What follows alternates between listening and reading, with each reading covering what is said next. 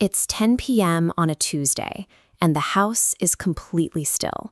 No one is fighting over the remote or asking what's for dinner. For the first time all day, the environment around you is entirely under your control. Society often labels midlife solo living as a temporary waiting room.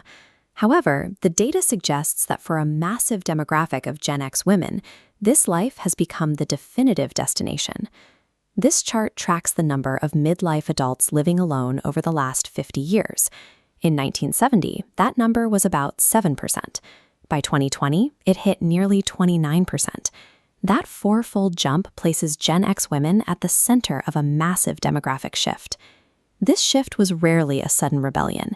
It was the result of small, rational choices compounding over decades, choosing the promotion over a lukewarm relationship, or renewing a solo lease because the peace felt sustainable.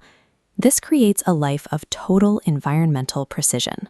But that same hyper-independence often masks a heavy, mounting emotional tax that is becoming harder to ignore. After years of living solo, your habits and your finances calibrate to fit exactly one occupant.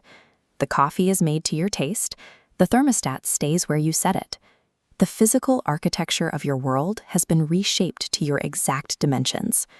When routines run this smoothly, they create a psychological blind spot. Because there is no daily friction, you and the people around you can easily mistake this silence for total contentment. It leads to a strange mystery. How did millions of women, coming from completely different backgrounds, end up building the exact same emotional fortress? One road to this address belongs to the builder. She spent her 20s and 30s establishing a career and a city, moving too fast to audit her romantic life. She had relationships, but they never quite tipped into something permanent. By 48, she discovers that re-entry into a partnership is logistically exhausting. Her life is a room measured down to the inch. Trying to fit another human's chaos into it feels like forcing oversized furniture through a narrow door. The second road is traveled by the woman who served as the social infrastructure. For years, she was the load-bearing wall for a marriage or a family, organizing every dinner, holiday, and group connection. When that marriage ends through divorce or loss, she experiences an ecosystem collapse. She discovers that the shared social network actually belonged to the role she played, not to her. As that role disappears, her social world quietly thins out. Whether she built the walls herself or was suddenly dropped inside them, the result is the same: a generation of women hitting a crisis of isolation at the exact same moment. Data from the Sigma 2025 report reveals the severity of this peak.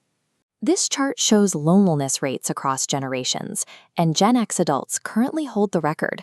Their rate tops out at 60%, higher than both boomers and seniors. This happens because of a mechanical breakdown in how women connect. While men often bond by doing tasks together, women require face-to-face emotional processing to drop their stress levels and feel known. Connection requires proximity.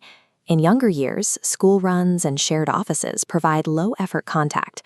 When those anchors lift, the literal physical distance between homes makes maintaining friendships a grueling logistical task that many women eventually stop performing.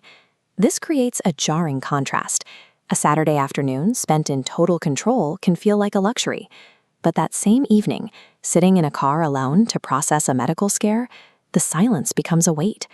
Decades of hyper-independence have blurred the lines. You are living with the physical fact of being alone while navigating the internal crisis of feeling alone. The root of this behavior goes back to a Tuesday afternoon in 1983. You took the key from under the mat, made a snack, and sat in an empty house with the TV on for company. The cultural script for Gen X girls was simple. The adults are busy, so figure it out yourself. Needing people was framed as an inconvenience you couldn't afford to cause. What began as a survival tactic for a 10-year-old mutated into a hardened adult identity. You stopped asking for help because you learned that help wasn't coming. That childhood self-reliance became an inescapable survival script. At 55, this wiring still runs the show.